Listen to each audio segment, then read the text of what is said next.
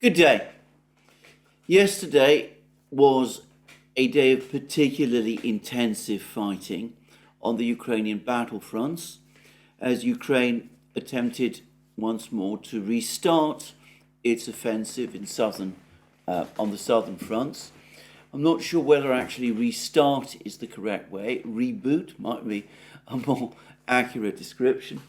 But anyway, the result was very heavy fighting on the southern fronts and elsewhere across the battlefronts, but again, with the only significant advances that I'm aware of achieved by the Russians. Now, before I discuss the latest Ukrainian attempt to launch an offensive, can I just say that it has been preceded by a drumbeat of Western commentary and criticism, all of it obviously carefully orchestrated, about the fact that Ukraine wasn't following the correct tactics, that the Ukrainians weren't consolidating their assault forces in one big armoured punch, that they weren't undertaking proper combined arms tactics, and that this was the reason, not the reason that they have inadequate numbers of weapons and equipment, or that they are poorly trained, or that the Russian army is too strong and too well equipped, that these were the reasons, supposedly, why Ukraine up to this point hadn't achieved a breakthrough. And we've had a lot of commentary, as I've discussed, about this, recriminations from the Western powers directed towards Ukraine, and the Ukrainians in their own way have attempted to respond to this criticism.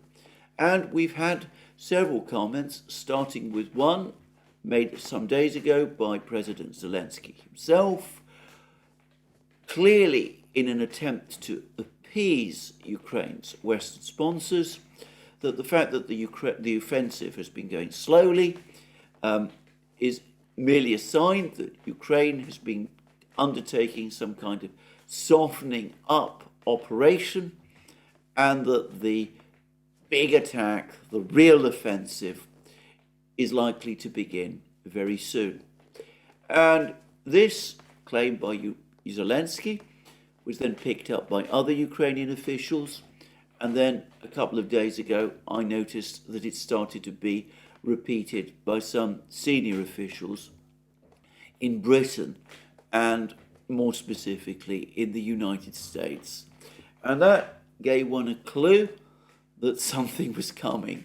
One of the bizarre features of this whole offensive is the way that Ukraine and its Western allies signal Ukraine's battlefield intentions days in advance to the Russians, who are then thereby given ample time to prepare for them.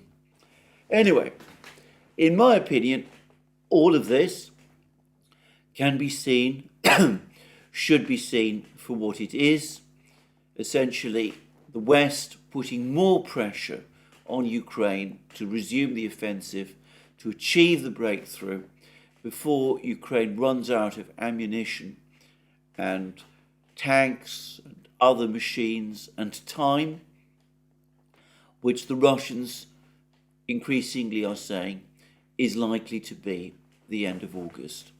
So yesterday, an article appeared in the New York Times. For most of the day, it was the lead article in the New York Times saying that an offensive, a new Ukrainian attack was underway, that this was the actual, real big attack that we've all been waiting for, that this was the attack that was going to finally break through the Russian lines, and that the operation would last between 1 and 3 weeks. It wasn't clear to me, reading the article, what exactly it was expected would be achieved in those 1 to 3 weeks, whether it would be punching a hole through the entire defence line, or perhaps pushing beyond the defence line all the way to Tokmak or Melitopol, or even the Sea of Azov. But anyway, we were given a timeline of 1 to 3 weeks for this offensive to essentially break through. Only, of course, it didn't turn out like that, at least not yesterday. It was indeed the case that Ukraine launched the biggest armoured attack on the southern front lines that it has undertaken this month, in this July. It seems to me, actually, from some reports, to have been a rather smaller attack in some respects than some of the early attacks made at the beginning of June. But there's no doubt that a large number of armoured vehicles were involved. A Russian official, I think from memory it was Vladimir Rogov, said that 100 armoured vehicles were involved in this attack, including a large number of tanks, and it pushed south from Orechov, and from what I can understand, it appears to have been attempting to move towards this endlessly contested village of Rabotino. Anyway, this is what the Russian Defense Ministry reports happened, and I'm reading from its daily bulletin. From the morning of 26th July, and in fact we've had reports that this offensive began at around 3 a.m. Local time on the 26th of July. The enemy, in other words Ukraine, resumed intensive offensive actions in Orechovo direction. The enemy conducted a massive attack with forces of 3 battalions reinforced by tanks. So 3 battalions, let's say that's between 1,500 and 2,000 men. So a big attack and reinforced by tanks. And then the article goes on to say, the bulletin goes on to say, the courageous and professional actions of units of the 810th Marine Brigade and 71st Motor Rifle Regiment of the 42nd Motorized Rifle Division of the Russian Armed Forces repelled all enemy attacks. The positions were held in the course of the battle. 22 enemy tanks, 10 infantry fighting vehicles, 1 armoured fighting vehicle, and more than 100 Ukrainian servicemen have been destroyed. Now, there's now abundant photographic and video evidence which confirms that this is the case. It seems that this attack, launched with all the intensity that's been described, supported by an airstrike and an artillery barrage. The Ukrainian Air Force cobbled together some helicopters apparently and some fighter jets to launch an airstrike, though they didn't linger on the battlefronts for very long.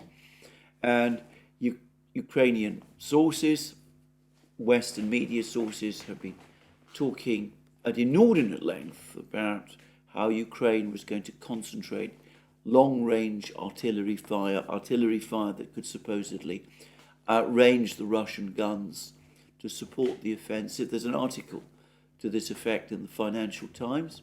Anyway, this attack was launched according to Russian sources. I believe again it was Vladimir Rogov. The Ukrainians did advance. Initially, they managed to wedge in 3 places behind the Russian lines, into the Russian lines. A report appeared briefly that the Ukrainians had actually captured Rabotino. It seems that they never even entered Rabotino, and those forces that pushed into those wedges, they were all pushed back. So the attack appears to have been a complete failure. And of course, there is no independent way of verifying the claimed manpower losses that Ukraine suffered over the course of this attack, the Russian claims about the manpower losses that Ukraine suffered. But photographic evidence does somewhat corroborate the Russian Defense Ministry's claims about large numbers of armoured vehicles having been destroyed. 22 tanks, 10 infantry fighting vehicles. And I ought to say that the one infantry fighting vehicle on this battlefront that I'm able to identify myself in photographs is the Bradley, because it is distinctive. It looks different from the infantry fighting vehicles, the other infantry fighting vehicles that both Russia and Ukraine operate. And there were photographs showing several Bradleys burning again or abandoned again on the steppes. And I suspect that most of those infantry fighting vehicles that participated in this attack were indeed Bradleys.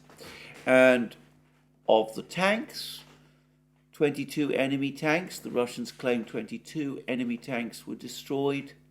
Well, the Russians made similar claims about the destruction of Ukrainian tanks in the first days of Ukraine's offensive back in June. Subsequent media reports in the West have largely corroborated those Russian Defense Ministry figures. I see no reason to doubt this figure of 22 enemy tanks destroyed. It's possible, certainly the Russian Defense Ministry is in a position to verify and corroborate how many tanks have been destroyed or knocked out on the battlefield, and I suspect that this number on this occasion is true. So, 22 enemy tanks. Again, Ukraine did what it tried to do in June, launched an armoured attack against fortified Russian lines. Again, that attack miscarried disastrously. And then, of course, on the following day, a new article appeared in the US media, this time not in the New York Times, but instead in the Washington Post. And to the extent that I can understand what it's trying to say, it's pouring cold water on the suggestion that the latest attack actually does represent any break from the previous pattern, any new reboot or restart of the Ukrainian offensive. In other words, following the failure of the attack yesterday, someone in the administration is trying to row back the claims about the attack, which were reported earlier yesterday in the New York Times. So there we go. Not, it seems to me, a resumption of the offensive or a second wave of the offensive, rather a reboot of the offensive as it was originally launched back in June, an attempt to do in effect the same thing all over again, hoping and expecting that this time there would be a different result, though in the event, and as might have been predicted, the result was the same. Now, there were Ukrainian attacks also in various other places. There was a lot of fighting in the Vremevsky Ledge. This is the one area where Ukraine does appear to have made some gains yesterday. There is confirmation that Ukrainian troops were able to enter the village of Staromayorsk. Latest reports, however, suggest that the Russians are still in another part of the village and are counterattacking and are trying to push the Ukrainians out. I feel that the fighting in the Vremevsky Ledge has been a major embarrassment for Ukraine. Everything leads me to believe, every action Ukraine has taken in this battle leads me to think that the Ukrainian and no doubt Western expectation was that the Vremevsky Ledge would be captured on the first day of the offensive, on the 4th of June. It is astonishing that Ukraine is still bogged down trying to clear out the Russians from the Vremevsky Ledge and is fighting for control of tiny villages like Staromayorsk. And there's reports that the village itself, Staromayorsk, is now almost entirely leveled. There's virtually no cover. That supposedly puts the Ukrainians in a difficult position with the Russian artillery and counterattacks able to sweep them back. It sounds a little bit like what happened further to the west in Piatikhatki, where again the Ukrainians were briefly able to occupy the village of Piatikhatki, but have never really managed to consolidate control over it. Whether they succeed in doing that in Staromayorsk remains to be seen, but it doesn't mean the end of the fighting on the Vremevsky Ledge, and it is hardly an important event in the overall context of the battles and of this offensive. So overall, an unsuccessful attack by Ukraine along the southern front lines, despite the enormous lead-up and build-up ahead of it. Now, it'll be interesting to see whether the Ukrainians try this again.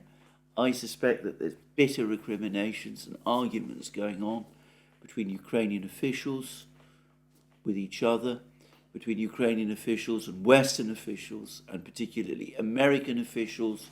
One can imagine the telephone lines buzzing and getting increasingly hot. We can imagine also angry words being exchanged. More pressure from the West to start the attack all over again. Some pushback, I suspect, from some Ukrainian officials. Perhaps we will see, however, given the extent to which the United States, the Western powers, now, to all intents and purposes, own Ukraine. They support its economy to such a degree that without that support, the economy would rapidly collapse. Well,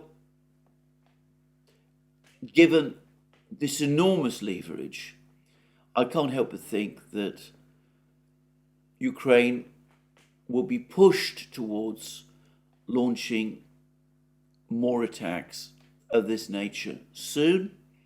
Though why the result should be any different, I personally cannot see. Anyway, that's the situation on the southern front lines. Now, there was less news coming from the other front lines, but the latest reports from the Bakhmut area suggest that the Russians have pushed the Ukrainians out of the, again, hotly contested village of Kleshayevka. There was a report that the Russians are actually counterattacking in this area. Again, it's very difficult to get an exactly accurate picture of what is in fact going on here. But anyway, for the moment at least, all the reports up to the time of the making of this video strongly suggest that Kleshayevka remains firmly under Russian control, and that Ukraine has failed to make any significant inroads into the Russian defences around Artyomovsk, the former Bakhmut. And by contrast, many more reports of Russian advances in the north. The Russians have now pushed apparently into Kharkiv region from there. This is the advance that they're carrying out from the Zherebets River towards the Oskol River. This is, as I said, separate from the fighting near Kupiansk, where the Russians are also advancing. It seems that here again, the Russians are pushing forward. They don't seem to have the same problem capturing villages that Ukraine is having in capturing villages on the southern front lines or in the Bakhmut area. But anyway, the Russians here do appear to be advancing, and Ukrainian defences seem to be much lighter than they have been, for example, in the Bakhmut area during the fighting, the earlier fighting that took place there. So all that is the overall situation on the front lines, as I said, as of the time of making of this video. It is highly likely, as I said, that Ukraine is going to try again another attack on the southern front lines. But for the moment, as at the time of making the video, this is the situation as it appears to me to be. Now, that wasn't the only thing that happened in the war yesterday. Yesterday witnessed another big Russian cruise missile attack, and there were some claims that up to 70 or 80 cruise missiles were being launched at one time. There was even a very extraordinary claim that 10 Kinzhal hypersonic missiles had been launched at one and the same time. But anyway, there was a big Russian missile attack accompanied by the usual big Russian drone strike, and various targets across Ukraine were attacked, but the major point, the major target, or at least the most visible target of this latest cruise missile strike, was two Ukrainian airfields. One of them, at a place called Staro Konstantinov, I can remember from the time of the Cold War. It was a Sukhoi 24 base, large numbers of Soviet Sukhoi 24s. Those days, that was the major strike aircraft of the Soviet military, were based there, intended to support Soviet operations in Europe if the Cold War had ever become hot. Now, of course, it is a base in Ukraine. There are still some Sukhoi 24s there, not many, but some. They're operated now by Ukraine, and they are the launch aircraft for the British Storm Shadow missiles. So recently, Ukraine used Storm Shadow missiles with some success in strikes against Crimea. The Russians have been successful in intercepting Storm Shadow missiles, and they've even managed to capture one largely intact, and it's apparently being examined as we speak in a laboratory in Moscow. But overall, the Ukraine has used this missile, and they have sometimes succeeded in penetrating Russian defenses. And apparently the launch aircraft is the Sukhoi 24, and Ukraine still has some, and it's logical that they're operating from these two airfields, these two large Soviet airfields, which the Russians attacked yesterday. So I am assuming that this attack, the purpose of this attack, was to at least disrupt Ukraine's use of Storm Shadow missiles. And in that, I suspect, to some extent at least, it succeeded, because Ukrainian reports suggest that both airfields have been very badly damaged and will be unusable at least for some time. Anyway, that was a major Russian missile strike, very big in scale. I gather there are still attacks on Black Sea ports, Ukraine's Black Sea ports, but as I said, it was the attack on the airfield that made the big difference, that made that attracted the big attention. Today, as I said, fighting up to the time of making this video, at least on the southern front lines, seems to be much quieter. Little news about what's going on in the Bakhmut area, where the Russians are supposed to be counterattacking. There's supposed to be, as I said, a Russian counterattack in Staromayorsk in the Vremevsky Ledge. But overall, today seems to be a significantly quieter day than yesterday. Anyway, there we are. That was the overall military picture in Ukraine, in the war in Ukraine. Now, I've had some very interesting and useful emails, one from a former US soldier, one from a former NATO official, and both of them converge in their analysis of their rather, maybe not analysis, their own views about some of the claims that have been made in the West about the poor tactics that the Ukrainians are supposedly using as they continue with this offensive. The first commentator, who, as I said, is a former US military soldier, made the point that this whole criticism of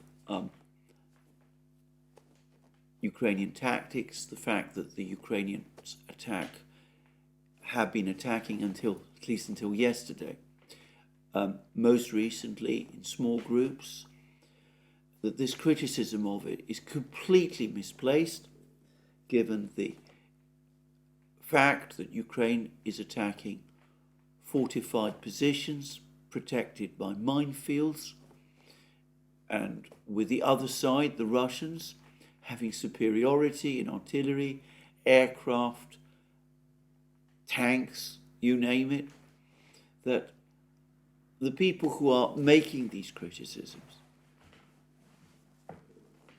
are simply not facing to the realities of what Ukraine is confronting on the battlefields.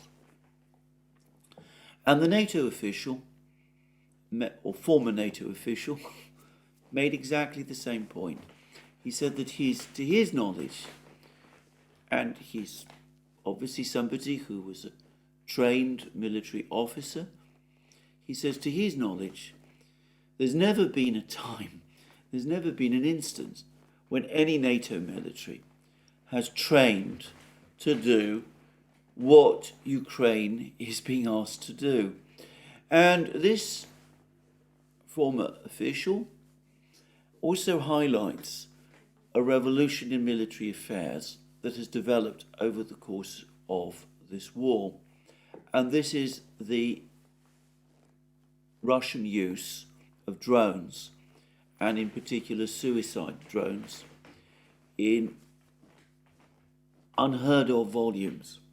And I was talking about the film and photographic evidence that has come after yesterday's fighting. It's clear that these Russian kamikaze drones were again heavily engaged across the battlefronts.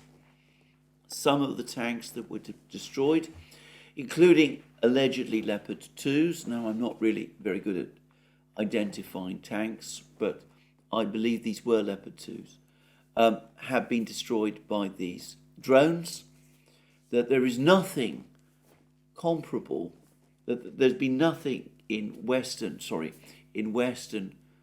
manuals or training systems that anticipates or has found an answer to this sort of problem. The United States is trying to provide Ukraine with the Vampire anti-drone system, which is intended to try to shoot these drones down, but it's largely untested. It's available in limited quantities, and from what I can see about this system, it appears to be a rather expensive and complex system, certainly much more expensive and difficult to produce and difficult to keep supplied with the necessary equipment than the very cheap kamikaze drones that the Russians are using. And this is indeed a revolution in drone warfare and, in fact, in military affairs. Drones have never been used in this way on any battlefield. And this person makes an observation, which I think is an entirely appropriate one, which is that in the West, which had this long lead over Russia in developing drones, the focus has been on building large drones, drones that can operate over the battlefields in ways that ground attack aircraft and helicopter gunships once used to do, or to a great extent, of course, still do, that they sort of try to reproduce in an unmanned way the effect of ground attack aircraft and helicopters. Well, the Russians do have a small number of drones like that, and they are now starting to operate them at various places on the battlefronts. But the West has never really digested the concept of huge swarms of suicide drones. And over the course of this war, the Russians, who started far behind in terms of drone warfare, have grasped that in the kind of battles that are being fought in Ukraine, it's these large swarms of suicide drones that are in fact more effective than these big, complex drones, the ones that copy ground attack aircraft and helicopter gunships, in which the Western powers have invested. And here I should say that we're talking here not just about the battlefield drones, the drones like the Lancet, which are being updated and improved upon all the time, and which are now being produced in ever greater numbers, but also, of course, the Uranium-2 drones, with which the Russians have been saturating the skies, the battlefronts over Ukraine, and which they use heavily in order to attack Ukrainian positions in the cities, especially when they carry out missile strikes, with the drones being used to complement the missiles and to distract attention, the attention of the air defenses, the Ukrainian air defenses, from the missiles. So this is a field where the Russians, through having been involved in a war, have perhaps achieved a greater understanding now of how drones should operate, what they should actually do, than has been the case in the West. And it is sometimes the case, of course, that it is battlefields, actual real battlefields, that teach militaries how new technologies should actually be used, as opposed to the concepts based on, shall we say, old thinking, which might not have understood the nature of the new technology properly. Anyway, there we are. So both of these two experts are contemptuous of the criticism of Ukraine in the West. Both of them make the point that the West is asking Ukraine to do something that no Western army has been called upon to do, at least not since the Second World War, and that these criticisms are misplaced and are carping, and what the West ought to be doing instead is trying to explore ways to find a way out of the problem.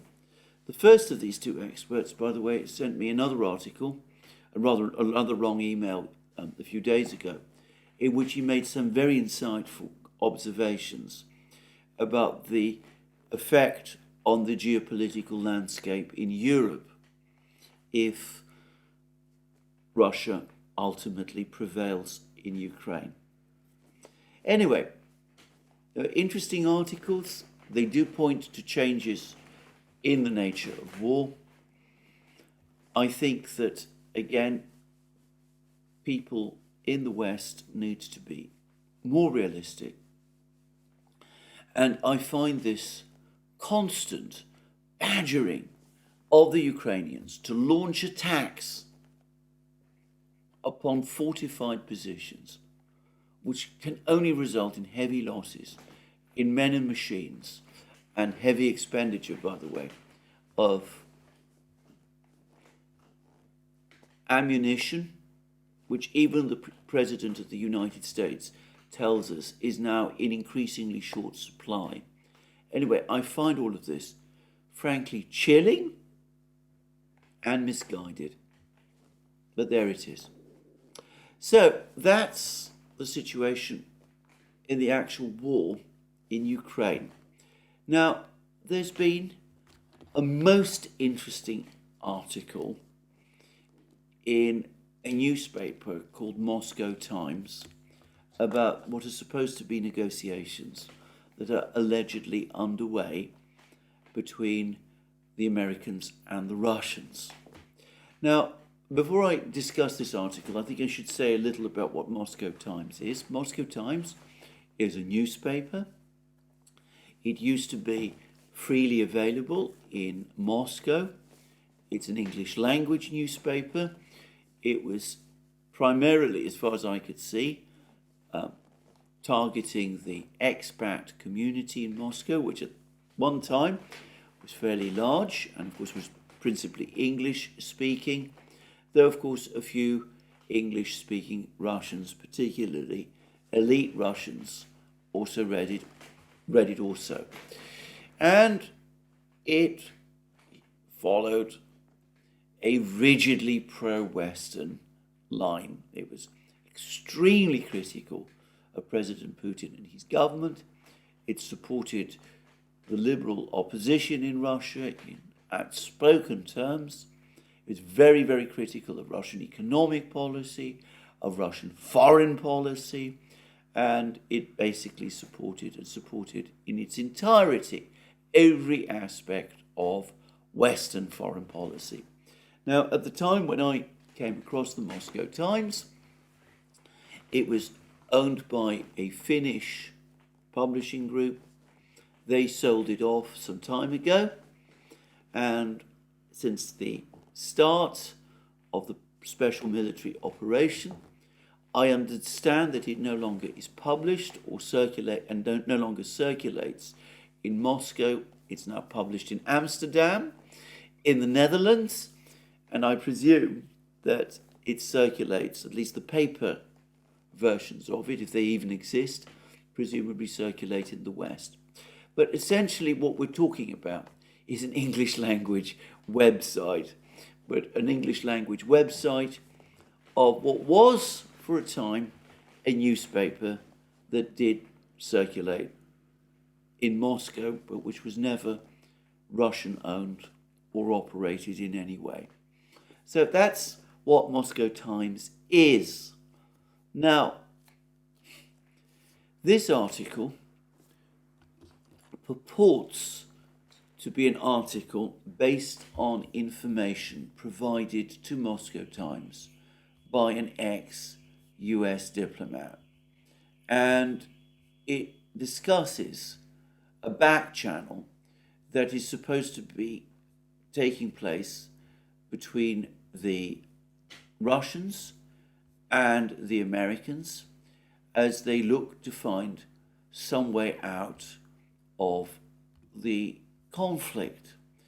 And the article, which is by someone called Cameron Manley, reads, former US official shares details of secret track 1.5 diplomacy with Moscow.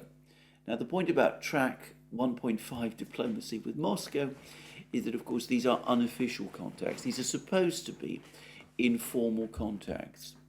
And the article says that secret diplomatic talks are ongoing between former senior US national security officials and high-ranking members of the Kremlin. A former US official directly involved in the talks has confirmed to the Moscow Times. And we're told that these are follow-up to the talks that took place in New York between Sergei Lavrov and Richard Haass and his team, but that they are indeed continuing. And it then goes on to say that, known as Track 1.5 diplomacy, these covert discussions enable both sides to understand each other's red lines and mitigate potential conflicts, serving as a crucial link between official government negotiations, Track 1, and unofficial expert dialogues, Track 2. That already makes me suspicious. So we're not talking about Track 1.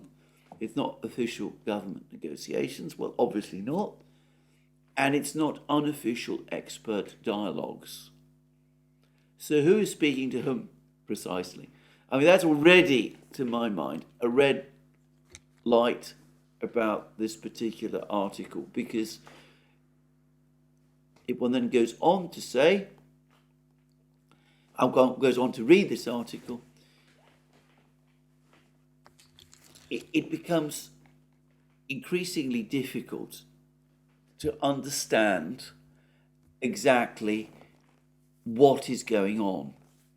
Anyway, we then go on to read that meetings between US and officials in the Kremlin have been taking place at least twice a month, often through an online format. Well, if it's US officials talking to Kremlin officials, then presumably this is Track 2 discussions, expert dialogue, unofficial expert dialogue discussions, not this nebulous Track 1.5. But anyway, to continue, this official who has been involved in the discussion says that he's been visiting Moscow at least every 3 months. And it's stressed that he isn't a serving official of the US government, but a former official, a former US diplomat. And then the article goes on to say this. When it came to the Kremlin's willingness to lay its cards on the table, the former official said, "We were given some access to the Kremlin's thinking, though not as much as we would have liked." From his vantage point, sitting across from senior Kremlin officials and advisors, it was apparent that the greatest issue was that the Russians were unable to articulate what exactly they wanted and needed. They don't know how to define victory or defeat. In fact, some of the elites to whom we spoke had never wanted the war in the first place, even saying it had been a complete mistake. But now they're at war, and suffering a humiliating defeat is not an option for these guys. Now, again, I have to say this makes me very suspicious.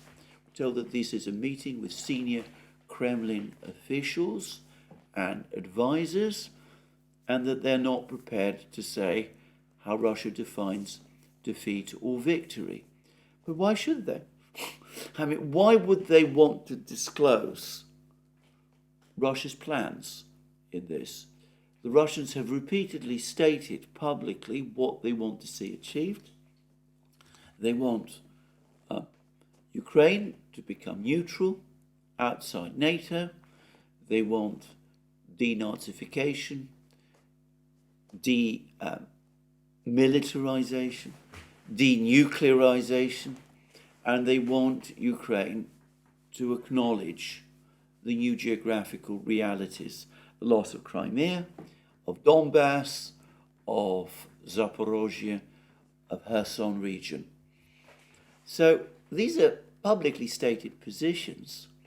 So what is the actual ambiguity about this? The inability to articulate what they wanted and needed. They've said it publicly many times, or so it seems to me. And is it really plausible at this time that Russian officials, senior members of the Kremlin, would say that they regarded the decision to launch the special military operation as a complete mistake? Is that what they would actually do? Some of the elites to whom we spoke had never wanted the war in the first place.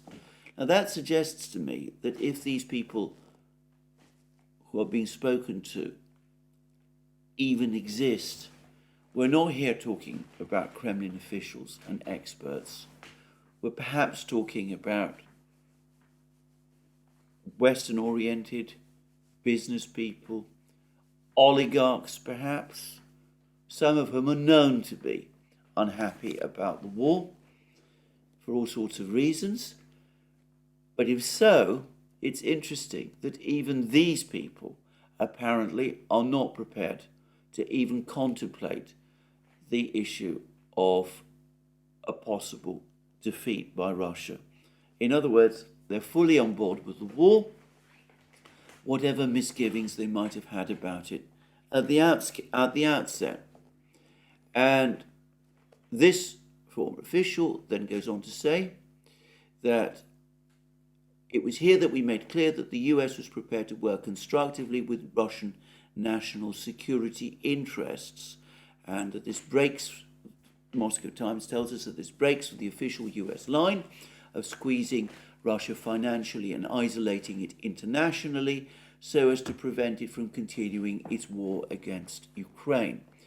An attempt to isolate and cripple Russia to the point of humiliation or collapse would make negotiating almost impossible.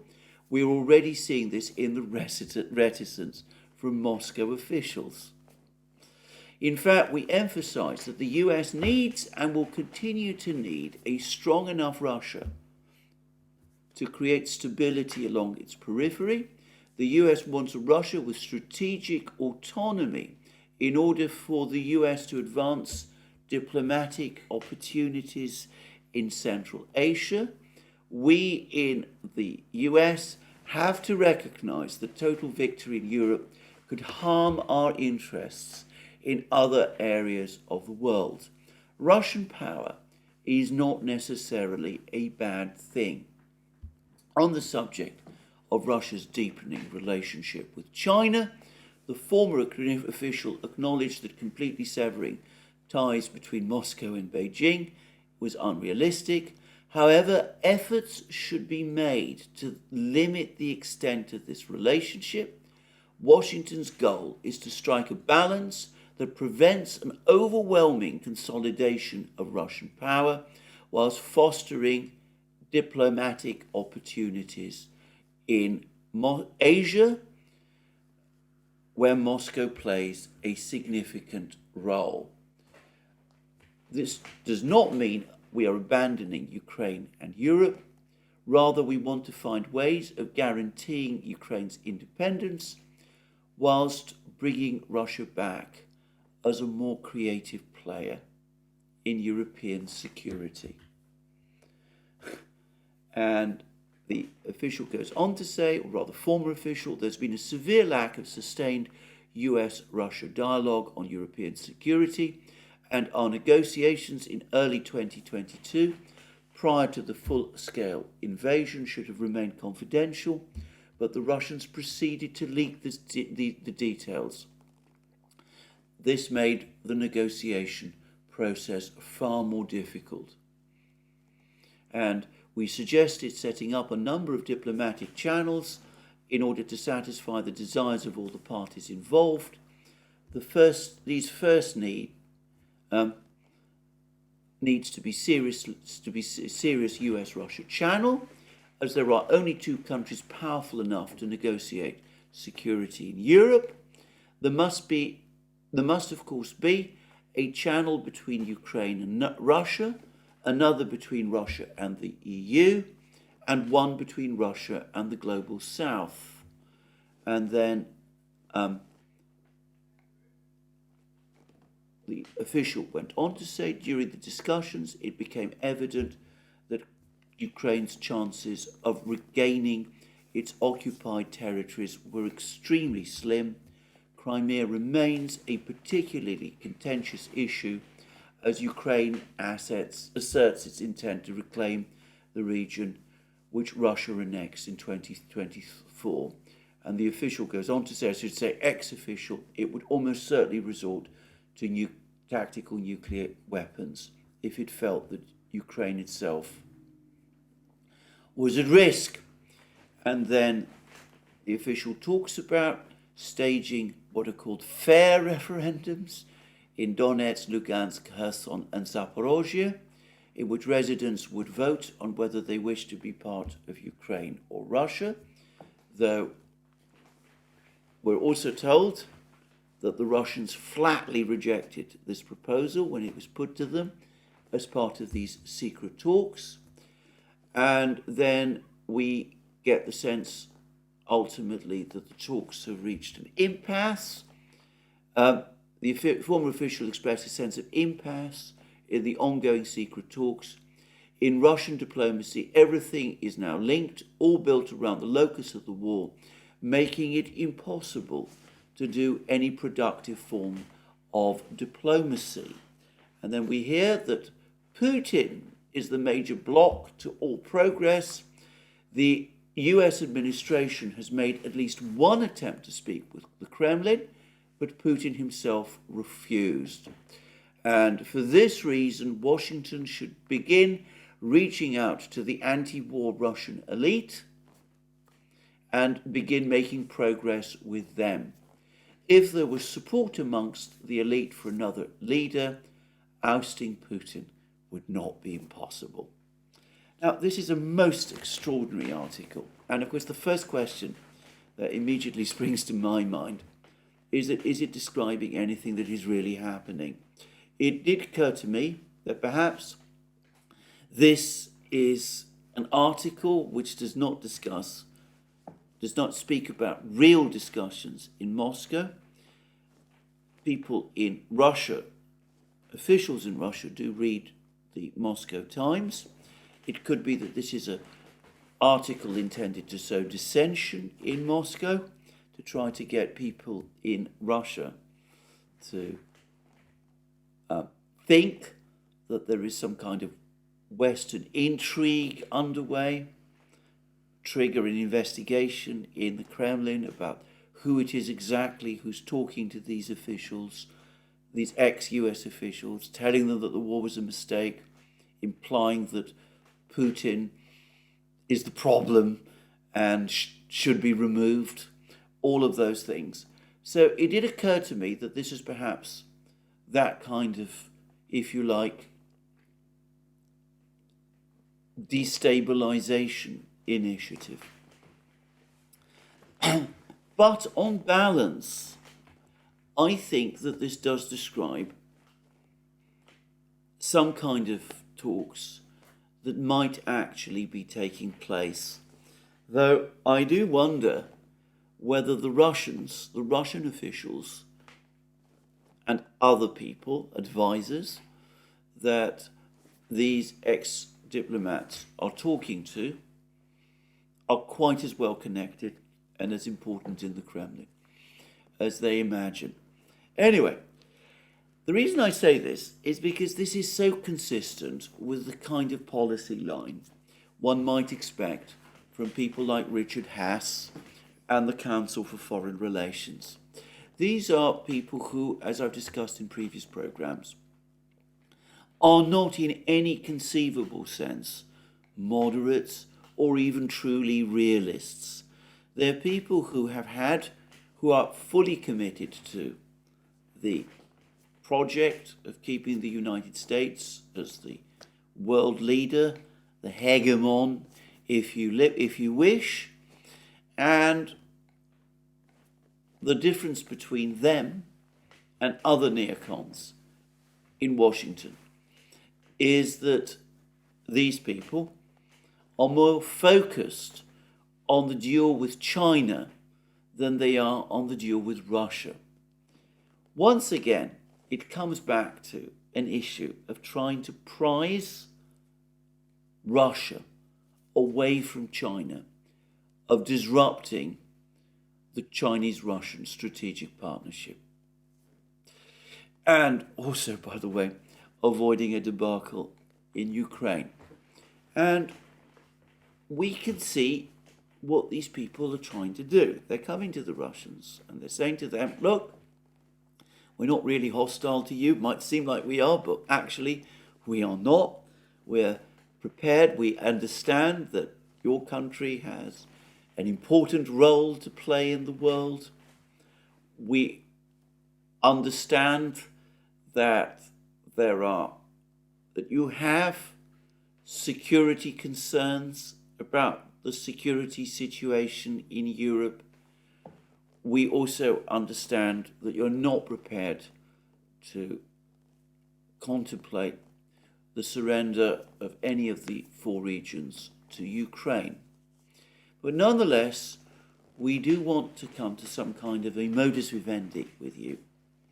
But our plan is to do so in a way that separates you, distances you from your Chinese friends. Now that is exactly the kind of line that I would imagine Richard Haass and his friends at the Council of Foreign Relations to be taking. But their proposals are incredibly nebulous. They say they seem to be prepared to revisit the negotiations that took place in December 2021 and the early part of 2022, based on the 2 Russian draft treaties. They criticized the Russians for the failure of those negotiations because the Russians insisted on making part of those negotiations open. They leaked information about them. That's not my understanding of why the negotiations fell apart at all. They're not, however, prepared to say that the United States is prepared to actually agree to the 2 draft treaties. There's no reference to NATO or its future status, but there is some suggestion that the United States and Russia should come together and decide the security situation in Europe between them.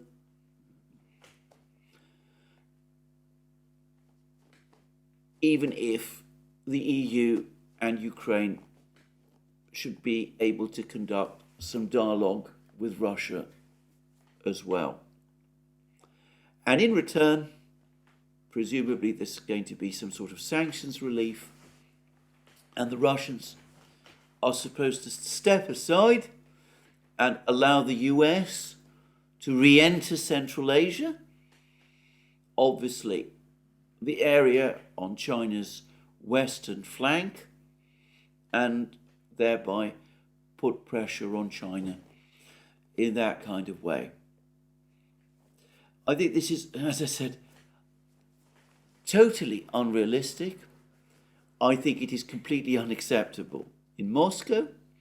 I think it is completely unacceptable in the United States at the moment also. Ukrainians reading this, if they take it seriously, if they ever thought that it would evolve into some kind of outright negotiation process, would say that the United States is preparing to sell them down the river. And the Russians would be looking at all of these proposals, and to the extent that they are proposals, and would be saying to themselves that yet again they're being asked to make major concessions to the United States, allowing the United States back into Central Asia, realigning with the United States against China in return for proposals about European security, which are far from being concrete. So it is completely understandable why these talks are now at an impasse, why these people, Richard Haass and company, from the Council of Foreign Relations, are making no progress with them. But I think that this article in Moscow Times perhaps does give us some insight as to some of the thinking that is taking place in the United States at some level within the US government. They're trying to find a way out. They're still hoping to achieve something which they would call positive out of this conflict. They're back at the old game of trying to detach the Russians from the Chinese. They're offering what are clearly going to be concessions at Ukraine's expense.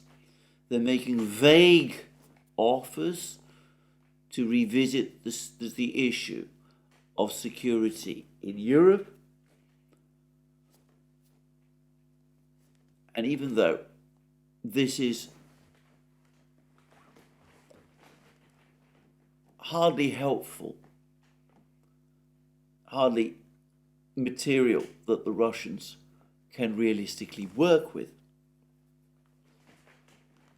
it does suggest that an American pullout from Ukraine is now only a matter of time, and I suspect that those reticent Russian officials listening to all of this, that is the view that they will take away. It's important, however, to stress that, again, these are informal talks, if they're even taking place. The administration is not formally involved in them, and the Russians, for their part, will not take kindly at all to the suggestions that have been floated once more by the Americans, that the problem is President Putin and that the solution to everything is to remove him from the scene. So, first, perhaps glimmer of some kind of a negotiating strategy beginning to emerge. Richard Haass and his people perhaps are trying to speak to the Russians, but at the moment the proposals that they are making, not really proposals at all, and the ideas that they are floating are not of a sort which the Russians would consider attractive. Anyway, there we are. Interesting article in the Moscow Times, and let me reiterate again, there is at least a possibility that this is a disinformation exercise more intended to rattle things up in Moscow than a sign of any serious negotiation that is actually taking place. Well, one negotiation which is definitely taking place is the one in North Korea, in Pyongyang, where Russian Defense Minister Shoigu has been visiting, has been engaged in his visit and has been meeting there with North Korean officials, including the most senior North Korean official of all, none other than Kim Jong-un himself. And we've had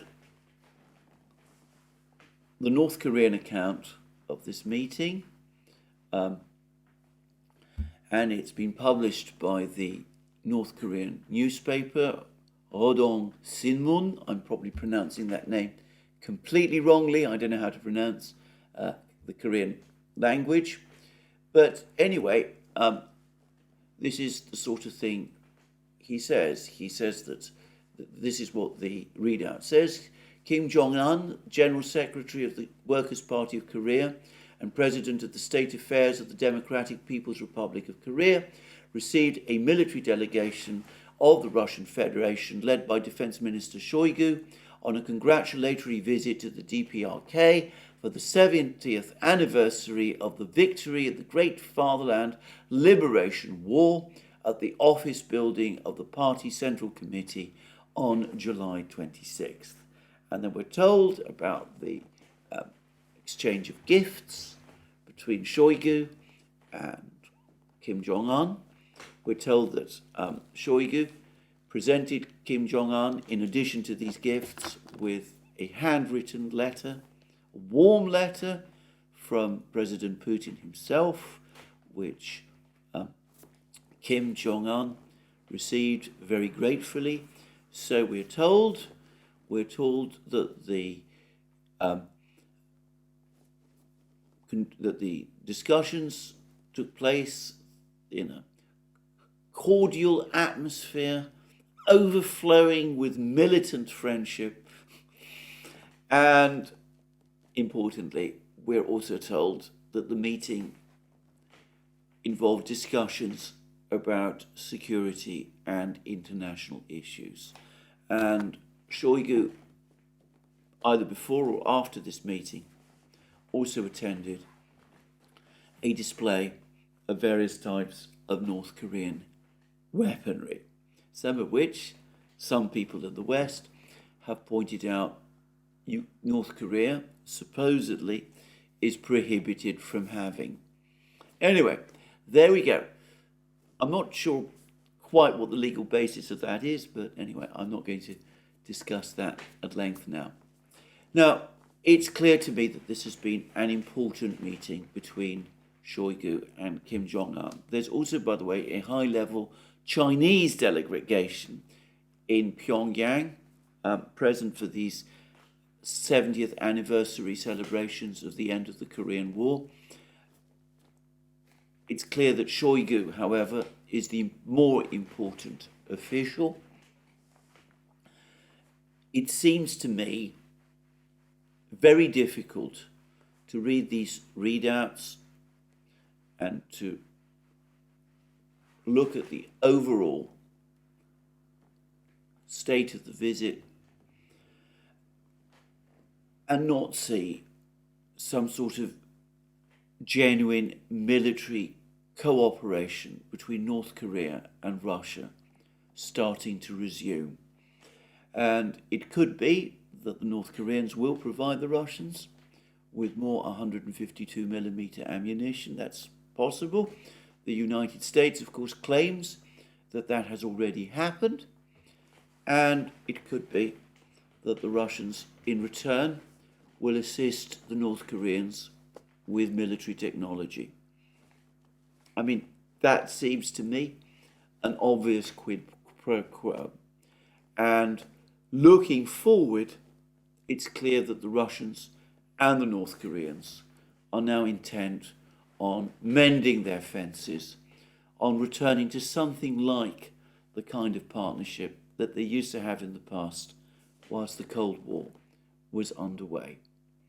Now, here again, let me stress, we have another example of the failure of neocon diplomacy. It was possible, in my opinion, for the United States to reach some kind of understanding with North Korea in the past. The United States came very close to doing that in the 1990s, whereby there was an agreement that North Korea would abandon its weapons program, its nuclear weapons program, and in return the United States would supply North Korea with pressurized water reactors to provide North Korea with civil nuclear energy.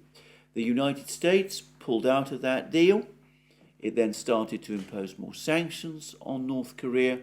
The North Koreans returned to their nuclear weapons program. Then Donald Trump came along. He tried to establish a working relationship with Kim Jong-un. They had meetings in Singapore and Hanoi. Donald Trump does appear to have been looking for some kind of breakthrough in relations between the United States and North Korea. All of his attempts to do that were sabotaged by the neocons in his own administration, people like John Bolton and Mike Pompeo, who, amongst other things, staged an incursion into a North Korean embassy in, from my recollection, Madrid, at roughly the time when one of these summit meetings, I think the one in Hanoi, was taking place. So the United States had possibilities to come to some kind of understanding with North Korea, but it failed to do that, with the result that North Korea has now become an increasingly powerful nuclear state. It has solid fuel intercontinental ballistic missiles, road mobile intercontinental ballistic missiles. It has nuclear weapons, and it's now busy developing, apparently, a nuclear-powered ballistic missile submarine.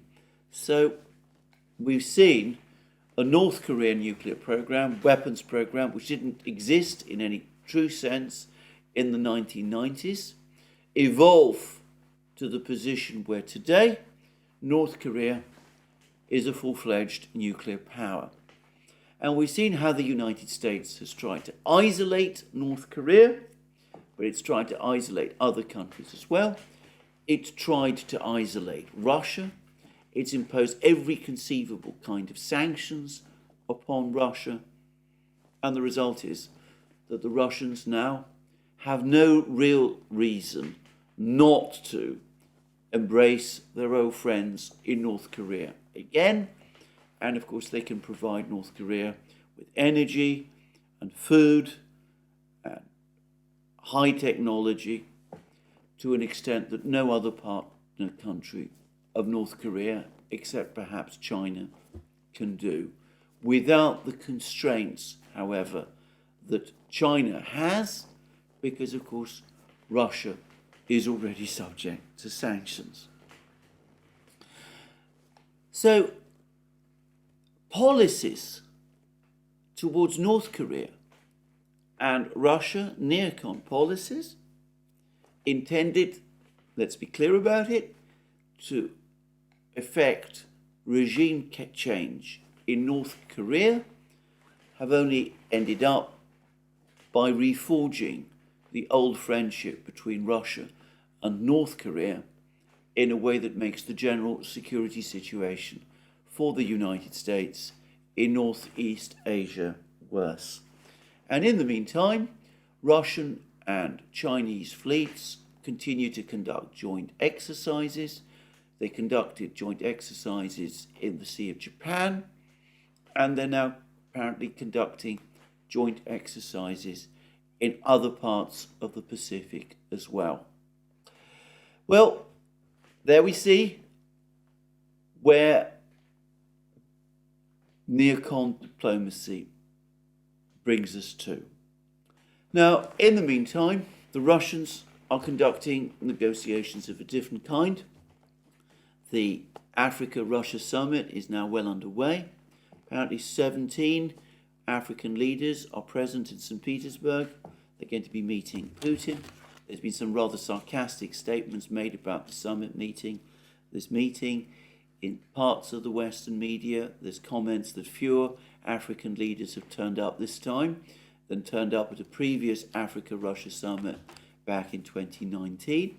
Well, obviously, the risks of coming to Moscow are greater this time. The important thing is not that so few came, but that, on the contrary, so many have come, and they seem intent on forging closer and deeper relations with Russia.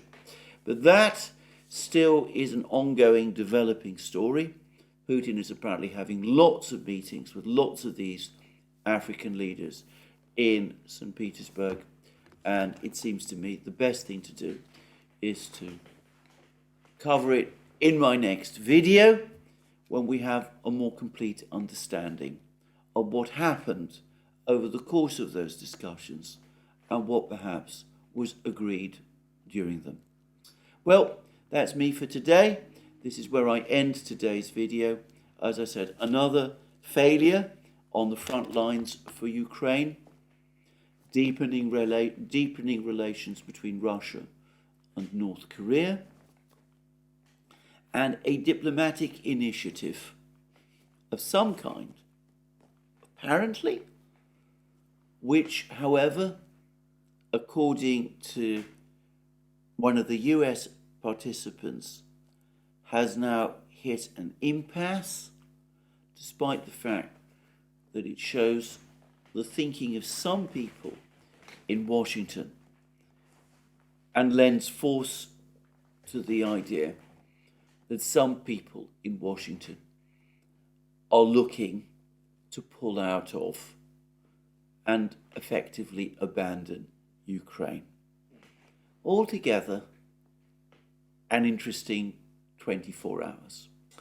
Thank you for joining me again today.